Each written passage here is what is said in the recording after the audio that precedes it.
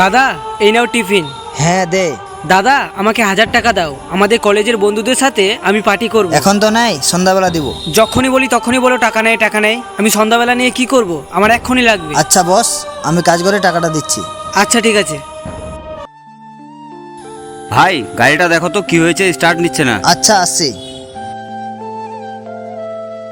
ভাই বিল কত হয়েছে? 200 টাকা। 200 টাকা বেশি হয়ে যাচ্ছে না? 100 টাকা নাও। না দাদা, লস হয়ে যাবে। আরে 100 টাকায় নাও, লস হবে না। আচ্ছা ঠিক আছে দাও।